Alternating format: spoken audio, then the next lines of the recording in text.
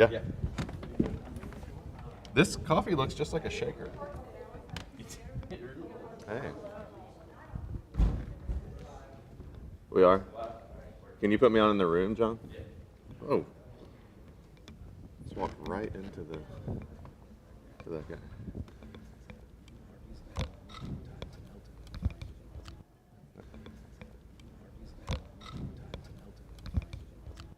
That reminds me to put you on mute.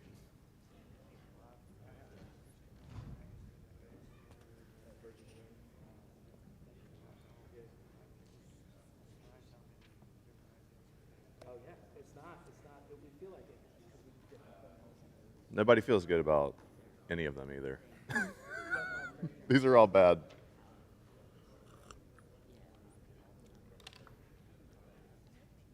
Hey, everybody. It's a very subdued vibe in Sunday school today.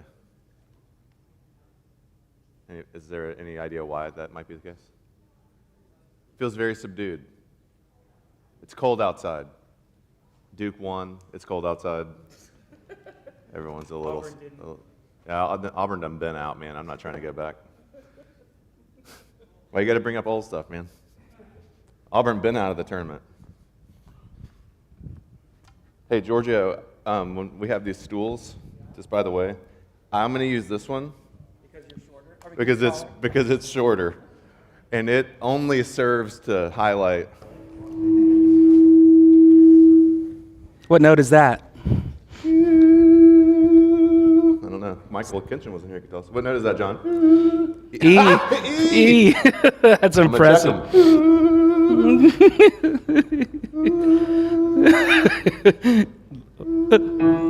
He was right. He was right. That is so impressive. Wow. John's the guy who hears a lawnmower and goes, "That's an F." Yeah. Well, yeah, clearly. John, if you just listening to someone play guitar, could you just notate it as they went? I had to do it slowly. Incredible. Well, welcome to Sunday School.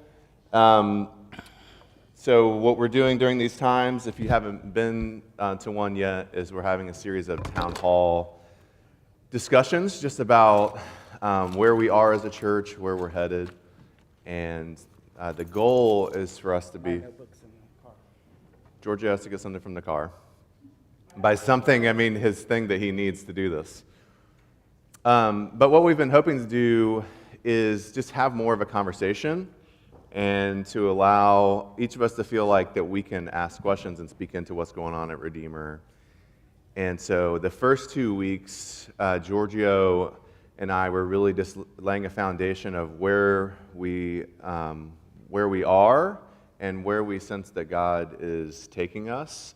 And so those are on YouTube. If you haven't had a chance to watch them, you can go back and do that. And all along the way, we have been compiling questions. Which, do we have the questions? I'm preaching, so I'm a little bit out of. They're on the website.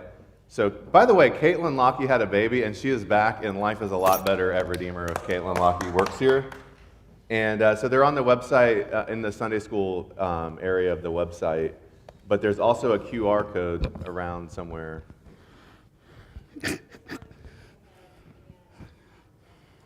In the looking ahead in the website, you can find a form to submit questions for these as well. And what we've said from the beginning, what we would do is any question that we receive that we will respond to in time. But after we kind of set the tone the first 2 weeks, and we've gotten a ton of great questions. And so what we want to do is start to begin to work through those questions. And a couple of things before we start diving into them is as we are responding to questions, if you have like a follow-up or a clarification you want to ask, just ask it. This is really awkward, but we just ask that you come to the microphone. It feels like we're at our denominational general assembly where it's like microphone 3. But the only reason for that is a lot of people can't come to these because they're teaching kids Sunday school. But they've really wanted to go back and watch them, and they've asked us several times, when someone asks a question, can you make sure they do it on the mic?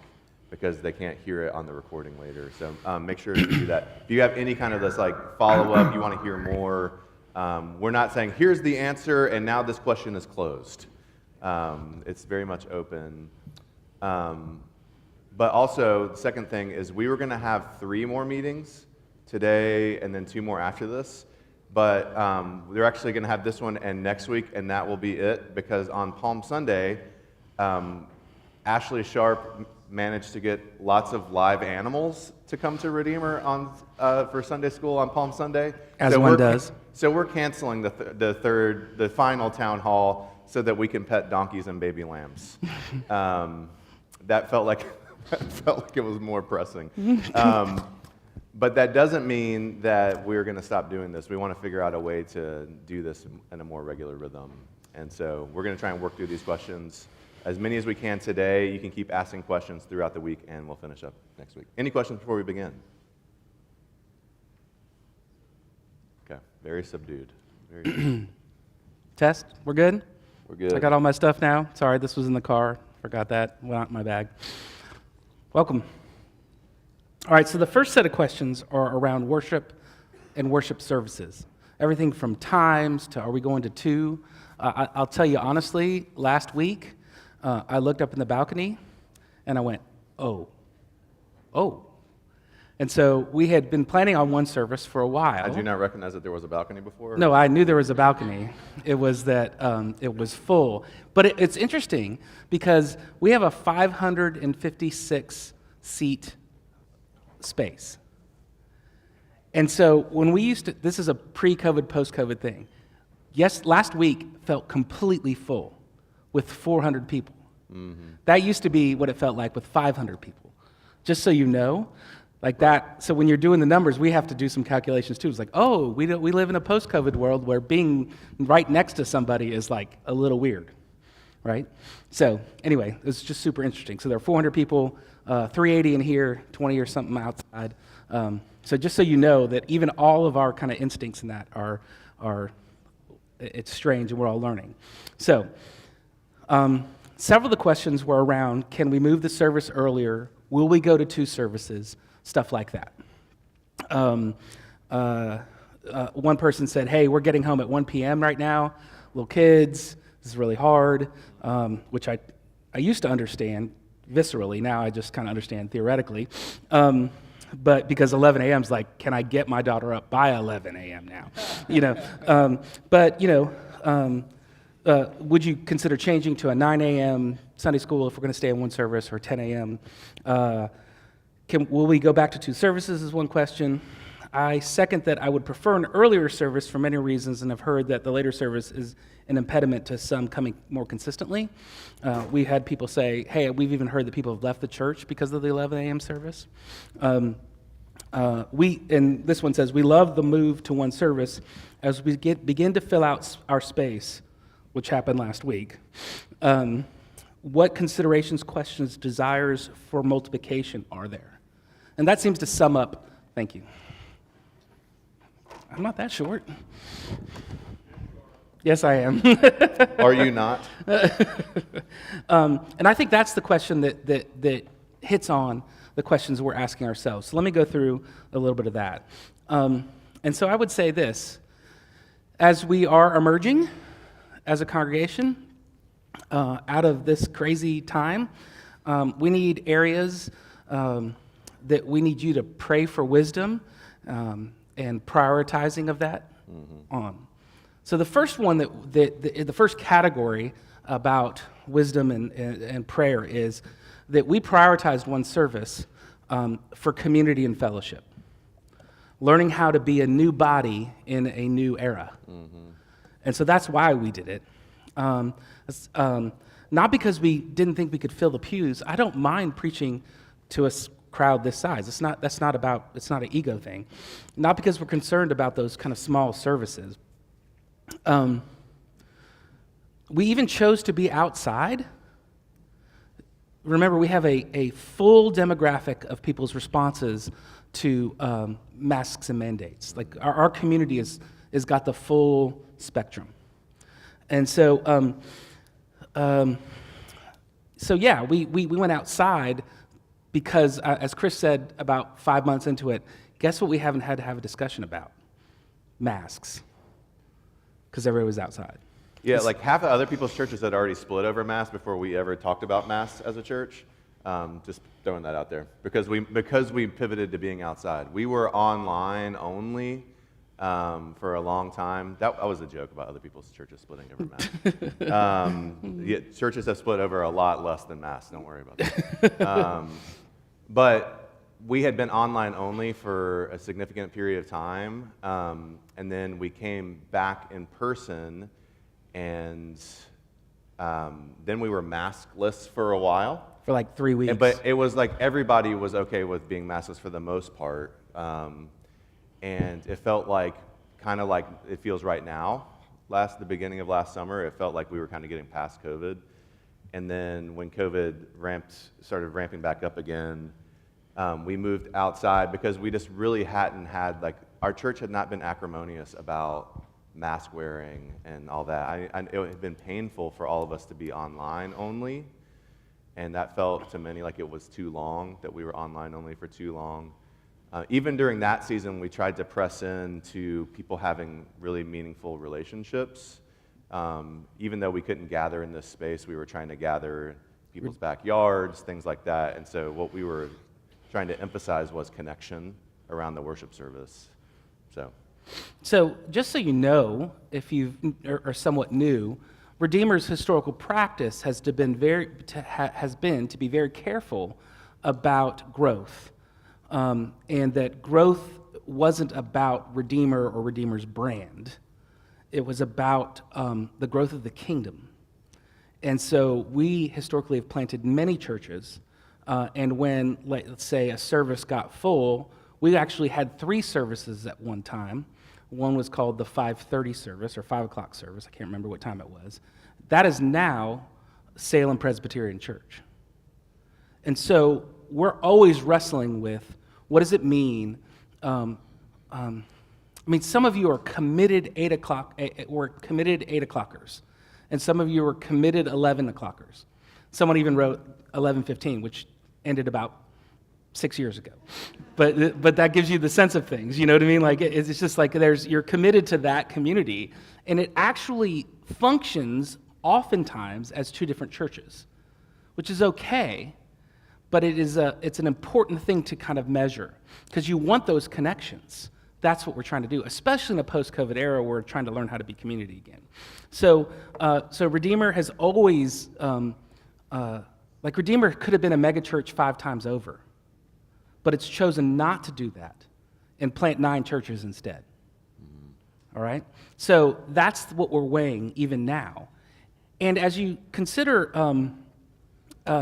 things like benefit to our demographics or even convenience, and I don't mean that in a negative way, to our demographics, that's why we are where we are. We probably picked 11 o'clock because it's natural. It was the larger of the 2 services. It was going to be warmer outside by 11, those kind of things. But I will gladly, and the session's already brought up, revisiting this issue. Do we go to 2 services? Do we go earlier? That kind of thing. But I want to tell you that, that as we consider the fact of a second service, what I would love for all of us to do is not use that as 2 lines in a fast food joint, but to really give yourself to that community, and let's pray together to see what the Lord might do. So demographically, if you do any research, I'm sure all of you do tons of research on Barna and the way the church is developing post-COVID, and that you spend many, many hours doing that kind of work. But the cultural shifts that have been happening, everything from 35% of pastors are looking for another job. And one of my mentors says, that's so low because 25 have already left. And 30% of people are not returning to church in America. So it's just a weird time in a kind of post-COVID, and frankly, post whatever evangelicalism was, it started breaking apart in some strange and interesting ways. I'm not talking about the core beliefs. I'm just talking about the cultural, societal reality. So that requires a commitment with convenience. So if we go to 2 services, what I want you to orient towards is giving yourself to those people in the room. And for us as a session and for us as a diaconate to consider what the Lord might be doing in that. So the high vibe for many, many years, probably 25 years, was to take the Redeemer New York model, Redeemer New York named after Redeemer Presbyterian Church, Winston-Salem, North Carolina. No big deal. No big deal, no big deal. We also have the Proto-Empire State Building here too, so we're basically proto-everything. Yeah. You're welcome, New York. You're welcome, New York. Yeah. Yeah. So please understand we live in a radically different world. And a lot of people who are doing this kind of research and doing this kind of research around churches are talking about the importance of a 200 to 300 person community to a 50 to 20 person community, not towards a 1,000 person community. And so I want to be attentive to that. They've done good work in this, and they're doing all sorts of research about this and lots of interviews. So we want to create a safe place. We don't want a safe place for you to live a normal life.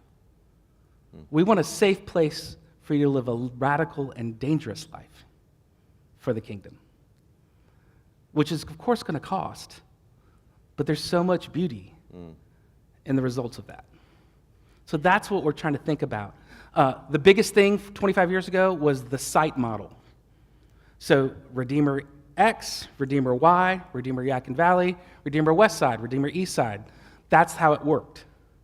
What if, and this is totally me being nuanced, and it's not my notes, so that's probably going to get me in trouble. What if we had 4 churches in the same building and the sites were on top of each other and saved resources? I don't know if that's going to work, if that's a good idea or not. But what if we considered something like that in this day and age where the priority is actually connecting with each other in a world that is like basically online, and even your identity is online? Anyway, it's thoughts. That's what we're wrestling through. So I can't answer the question yet. I think probably, so we have a session meeting on Tuesday. My guess is that at some point we're going to create a subcommittee to just like figure out what we're going to do, because obviously, as I said last week, that was a little surprising.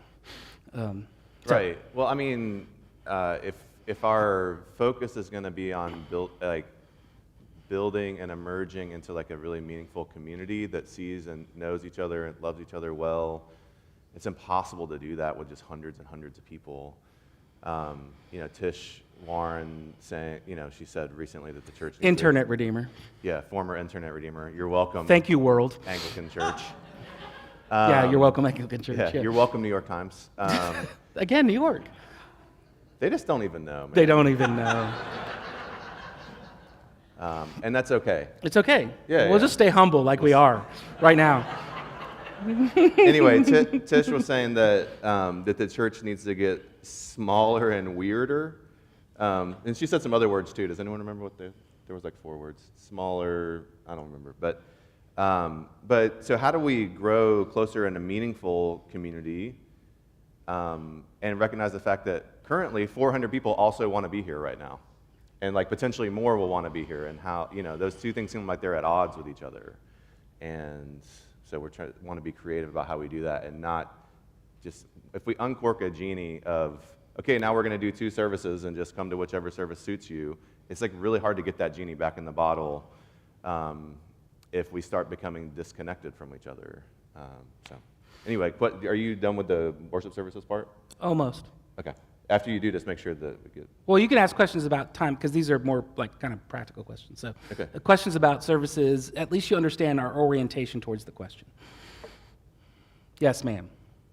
You got to go to the mic. You have to use the mic. I'm No, sorry. I don't want you to complain about it. I just want you to go up there and ask the question. Using the mic is an act of love toward our neighbor that isn't here. We do it last week, and then nobody else did that. No, Yeah, they that's did all right. it. But you couldn't see them because they were behind you.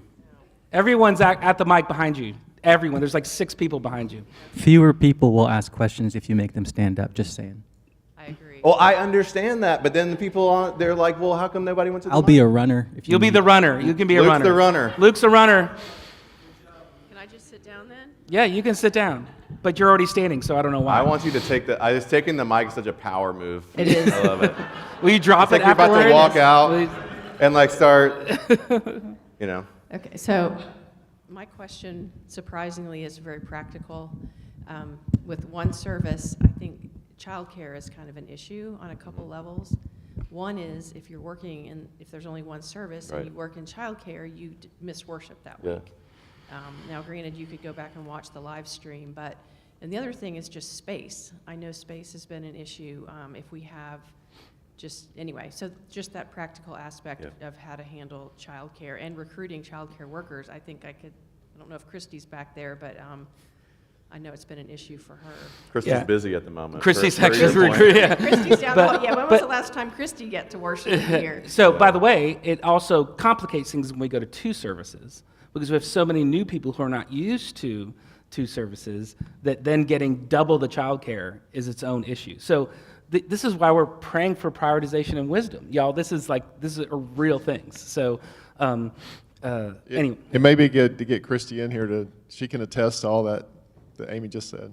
Says Christy's spouse. Yes. You don't know who that person is. She was on the computer last night getting people lined up for the day. So it's tough. It's a It real is tough. real thing. it's real tough.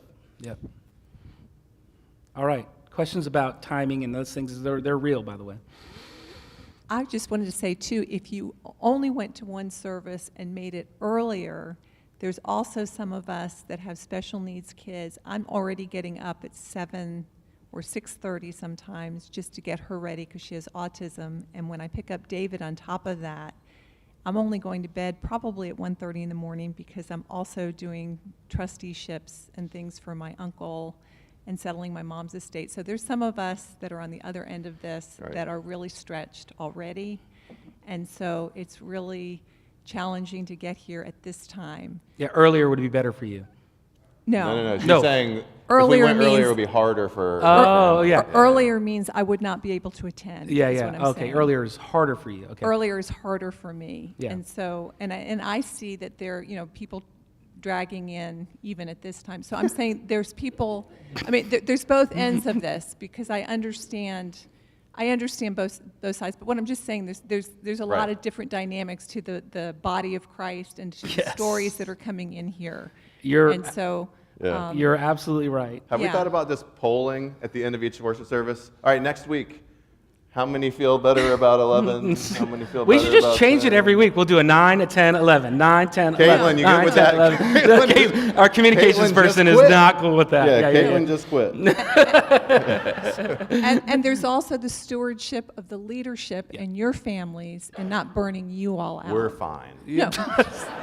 Yeah. Chris, it's time for you to sit down, buddy. Okay, here's A question on that is doodle polls. Like, is there a survey of people's preferences? And I know we're not a democracy and we shouldn't be, but I'm just wondering if that Absolute usability no, research. we're not an absolute. Well, understanding that, there's going to be an announcement in the worship service about some new Redeemer polling. So just to whet your appetite. No, I'm about to talk about it right after worship. I added it. Sorry, I All right, took go ahead. it out of the Any other docs. questions about this or thoughts? All right, so we had some very practical questions. Will we return to real bread for communion in post-COVID? Great question. The other question is there any plan to passing the baskets for tithing? Please explain. Okay, so I will just tell you this. Should we do historical reasons why we are here? Huh? Your mother and your Mommy father. and Daddy love each other very much. No, okay, so First there was darkness, and then I understand. about how we ended up in this spot. Okay. Yeah. What? Do you want to do that? No, Yeah, I'm just making sure. All right. He's still got to preach. So, Mm-hmm. y'all, I can tell you this. Pre-COVID, we had a staff person dedicated to this work. Yeah, that's true. And She was good too. and she's awesome. And so literally would go to Lowe's every Saturday night and had a relationship with the people there. And they would cut the bread for her and she would pick it up. It was croutons, but then they wouldn't toast them, Yes. and that's how we had our communion bread from Lowe's Foods. Yeah. Every single Saturday night, that was what she did, Yeah. which was awesome. Post-COVID, we didn't really need a worship coordinator. And so, or in COVID, we didn't really need a worship coordinator. And so we changed a little bit of directions. And then during COVID, we had those awful little things. And we tried to, they were just bad. And we stopped using those because they were honestly so expensive. Somebody got paid Yeah, during yeah, COVID. yeah, they did. Somebody They got were really paid. This is the most American way I could ever think of. And That so I was like- somebody just figured out how to do it and just killed it. I was like, we could actually go back to having communion that wasn't prepackaged, but how do we do this in a way, because we have a lot of allergy concerns. And so I got the bread that it's like every single person can eat. There's no like, there's a gluten-free Bread. basket and there's bread.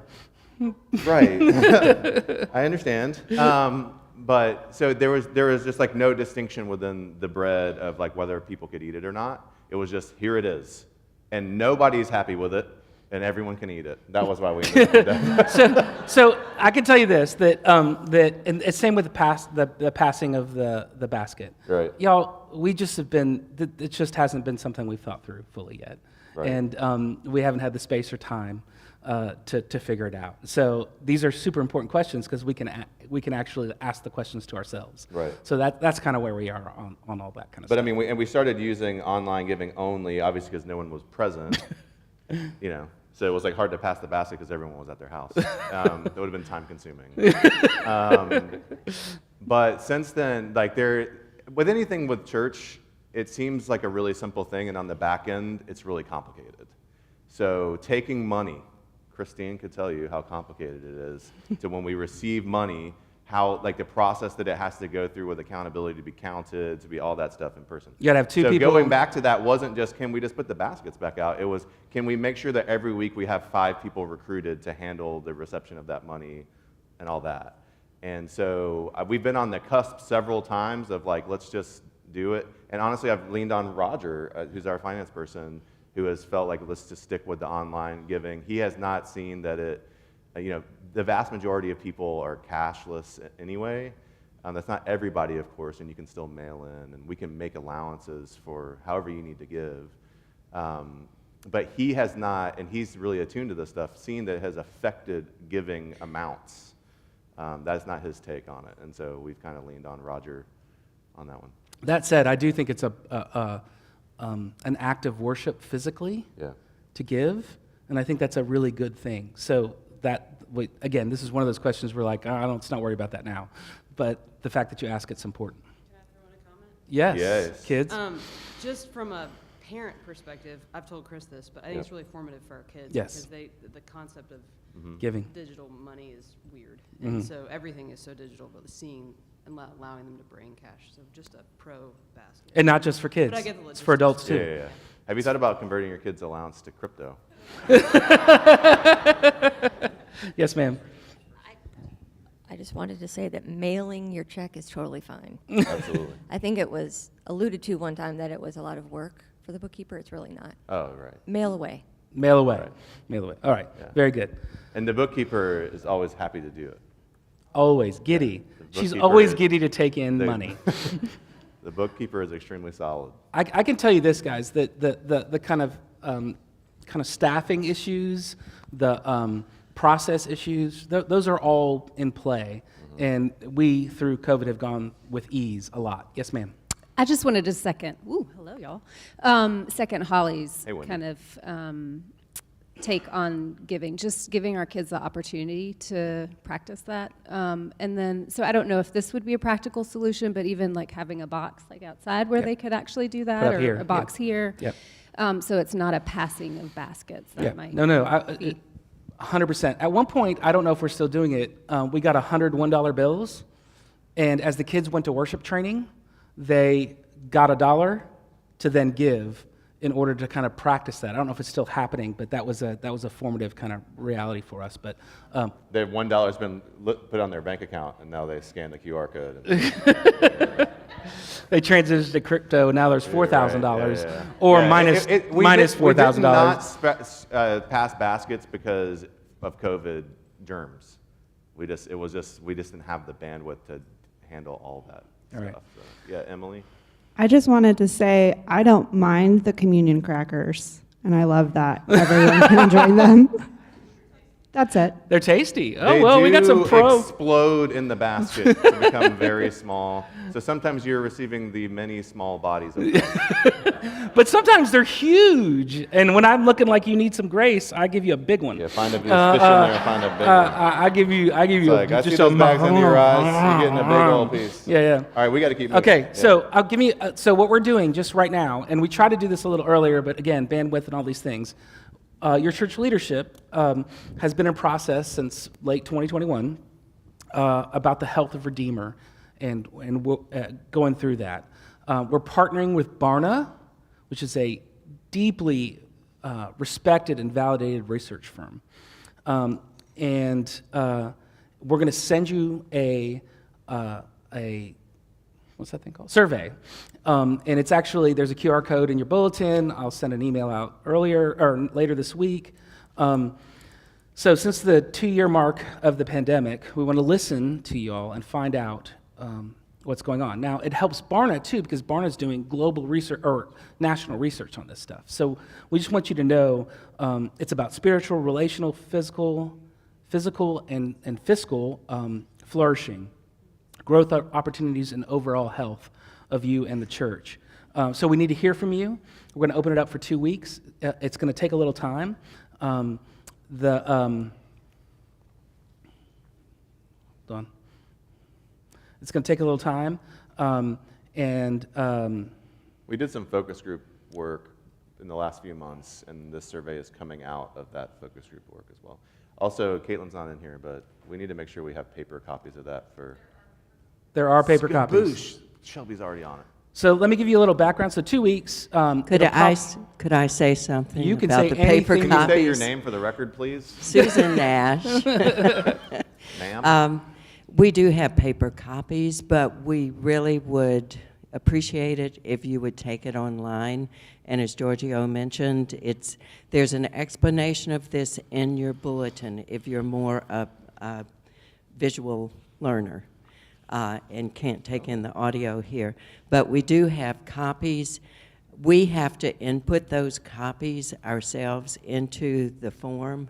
So if you cannot do an online copy, we have plenty of printed copies. But we would so appreciate online. So But- Thanks, Susan. allocate your Yes. time. It is, on average, takes about 18 to 20 minutes, but others, like me, have to nuance all my answers, so it will probably take 30 minutes for me to do it. And then I'll second guess and want to go back and all that other stuff. But allot that time. We really want to hear you and where we are. So we hired a consultant. Just give you some background to this. We hired a consultant for church health and strategic planning and staffing. We did that we decided to do that in November, and she came on in January. We created a future staffing committee to work with that consultant of elders and deacons and staff. We held 7 focus groups and gathered feedback, and then we decided on this survey that Barna's doing. In the meantime, we as a session have crystallized a philosophy of ministry, which is just like, when I say crystallize, I just mean just naming the things that we prioritize, that we care about, that we want to move forward in. And I can't wait to do a Sunday school class or something on that. Mm-hmm. From that philosophy of ministry and focus groups, we set priorities for our next 2 hires. And that committee is currently developing a structure for future staffing, which gets me to the next question, which is about staffing. And we had 4 questions about youth. What's the future of youth? What are the plans for youth ministry? We're going to hire full-time, half-time. What's going to happen? What is their experience in prioritizing of youth? First, I want to say that these questions accurately represent what we've got back from our focus groups, that these were some of the main questions. As you know, Pastor Tripp oversaw youth ministry full-time for several years. In the last 2 or 3 years, he moved to pastor of congregational care. And in that transition, maybe 3 or 4 years actually, he hired Blake and Shelby, which made him part-time over youth or next generation ministries is kind of the hip new way of talking about it, which I know you care about deeply. When COVID hit, we dropped a lot of activity, and yet youth ministry, if you'll remember, under Blake and Shelby's leadership, found ways to meet more frequently than any other ministry in our church. Yep. They were sneaky like that. And yet, with Pastor Tripp's passing, no ministry has suffered more than youth ministry. In the grief of our children and the grief of our staff. One questioner asked, how do we deal with the fact that youth might feel forgotten or not important? And I wrote this down. I'd answer in this way. Friends, fellow parents, youth, if she were here, my own daughter, I've never even read of a more difficult time to be a teenager than in the last several decades. Add the loss of Pastor Tripp and COVID and all the social changes that are going on, it's got to be excruciating. And even if you don't feel day to day all the loss, all the chaos, your bodies and your souls still hold all of it. But your bodies and your souls also hold all the promise of the gospel. Yep. Bear with your church. It is grieving and weak too. We love you and we want the world for you. Mm-hmm. We have prioritized for your future. And the number one goal in the next hire is for someone to lead us in Next Generation Ministries. Right. We have posted a position for a director of that on our national website. We have an initial lead candidate and a secondary candidate. It may not be full-time. It depends on the candidate and their qualifications and desires. Our lead candidate is extremely well experienced in youth leadership, discipleship, and outreach, but would prefer to be part-time if and only if there are 2 other staff people that work under him. So please hear me. We are planning on over 60 hours dedicated, prioritizing Next Generation or youth ministry. That is in the plan. Questions about that? And as anyone's coming to the mic, I just wanted to add to that. Obviously, just to repeat what you said, I mean, no one has suffered more through, the last couple of years than our middle school and high schoolers. At the same time, Blake and Shelby have been leading us there, and with our fellows and Trent and Jess and others. And they have been some of the most grieving folks in our church because of their relationship with Tripp. And throughout it, we have had camping trips. We have done Love Out Loud camp. We've consistently had large group throughout, even when the church itself wasn't meeting in person. We've had youth small groups, youth check-ins. And so I just want to make sure that as we look back over the last couple of years and sort of narrate the history of it, that we remember how much Shelby and Blake especially have shown up for our church and for our middle schoolers and high schoolers in a way that is just unimaginable in their own grief. And of course, it's never enough, especially when it comes to our kids. But I just really love Shelby and Blake a lot, and I'm really proud of what they've done the last couple of years. So even as we look toward a hire, couldn't imagine being here without them. So yeah, questions about all this? Ben, please remember, Pastor Tripp hired Blake and Shelby. Right. They came to work with him. Yeah. Questions? Yeah. By the way, there's a whole section about grieving, which we'll either get to this week or we'll definitely do it next. Yep. Questions about youth? The too long didn't read is that we're hiring a person, but In the process. yeah. So 2 other questions about staff. One is not a question, but more of a thought. We need someone on staff to head up women's ministry and men's ministry. Such a huge need, and it feels very unmet for the past few years. And then the other question is, and it's someone who must understand what our second priority hire is, which is a director of ministry operations.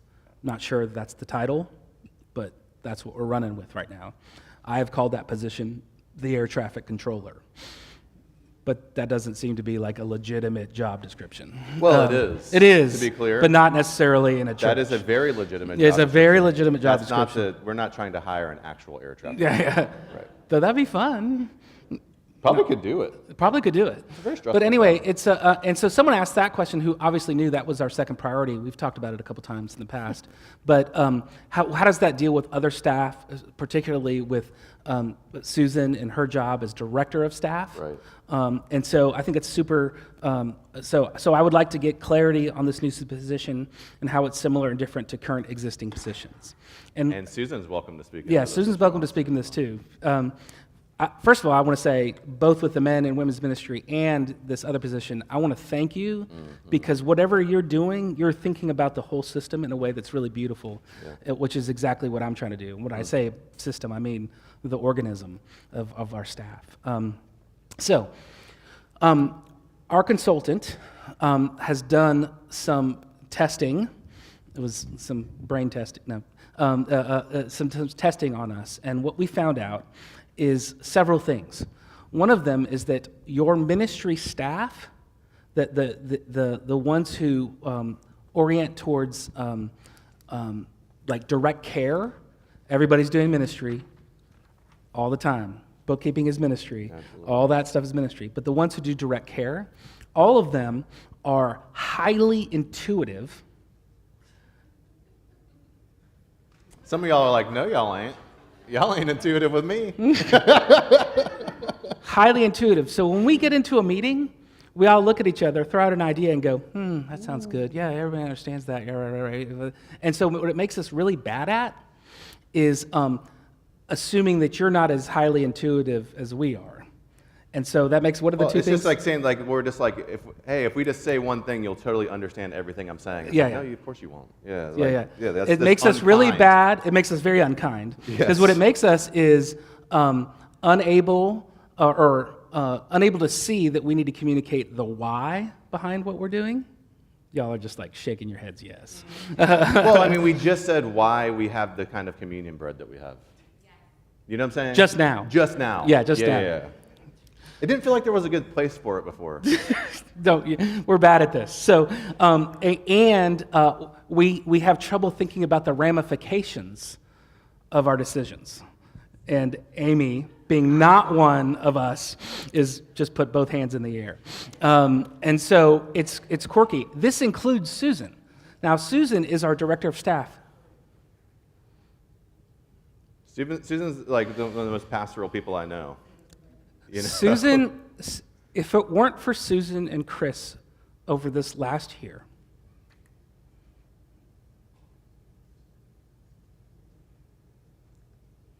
Well, don't stop now.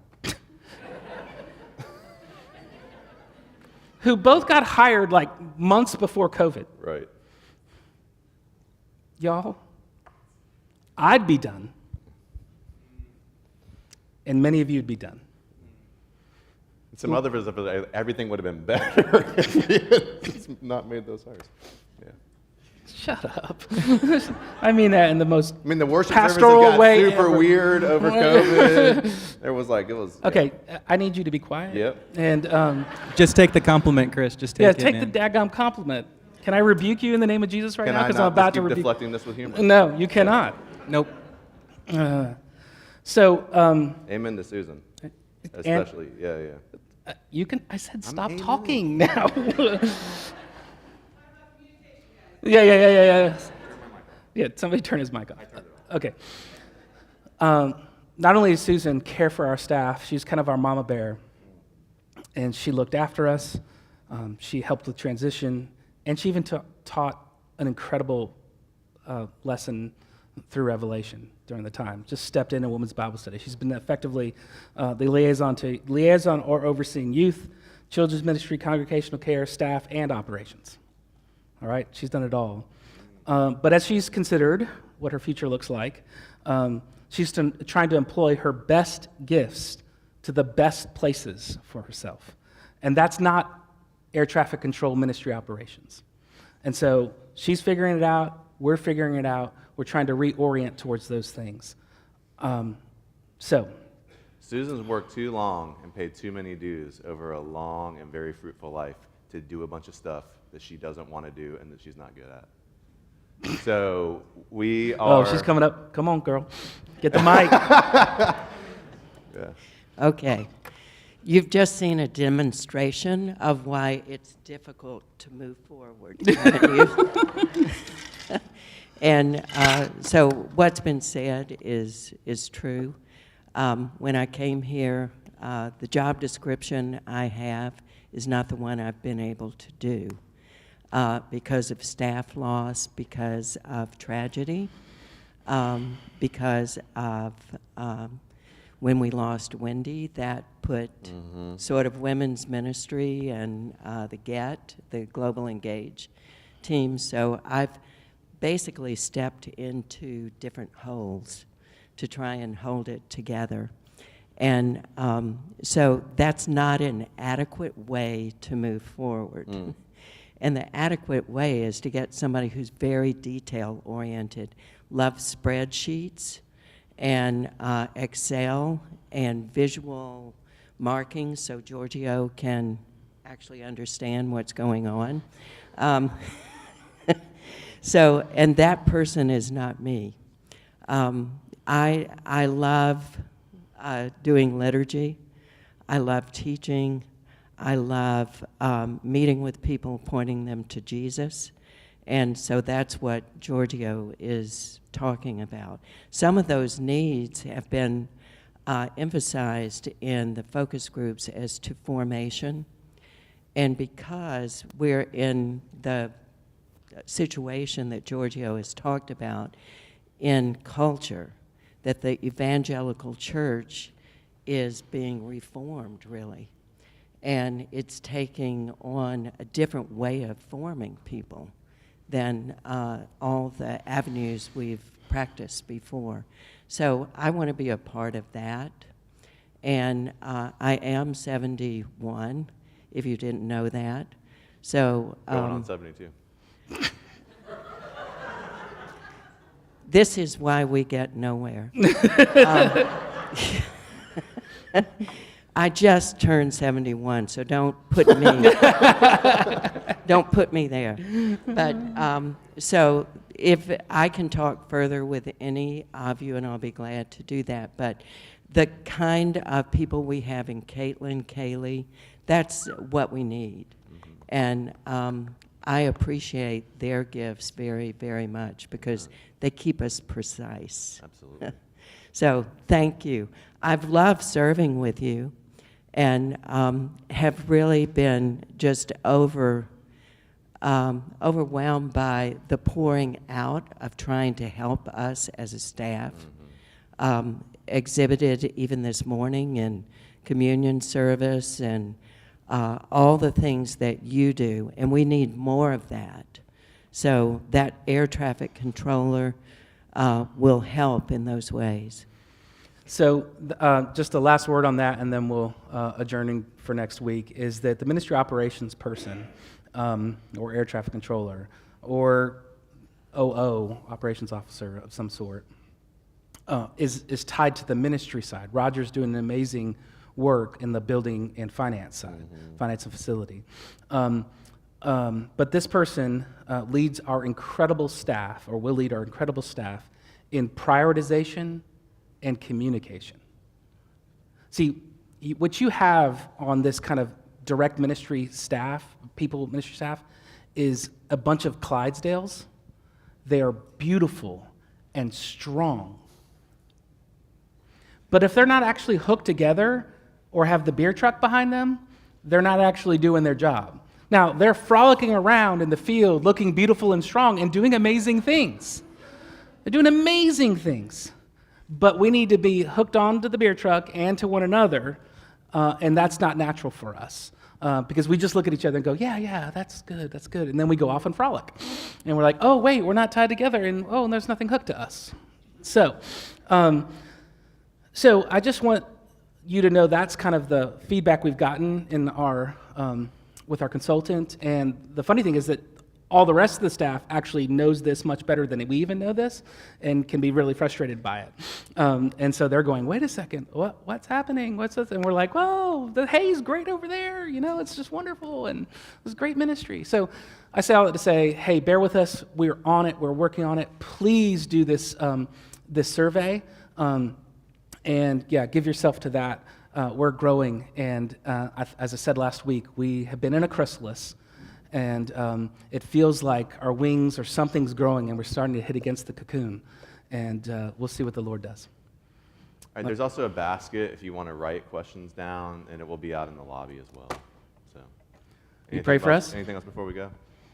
I'll pray for us. Okay. I'll stop talking. You pray. Yeah. Jesus, help us. Spirit, guide us. Father, remind us of your love. We are emerging into something that only you know, but give us all the wisdom and patience and priority seeking, and help us not be double-minded, assuming that you won't bring that wisdom to bear. Help us trust you and hope in you, that you love your church more than we love your church, that you love Redeemer more than we love Redeemer, and that you have good and beautiful plans for us. Be with Chris as he prepares to preach your word. Settle his own heart. Help him believe the things that he's poured over this week. We pray in your name. Amen. Thank you.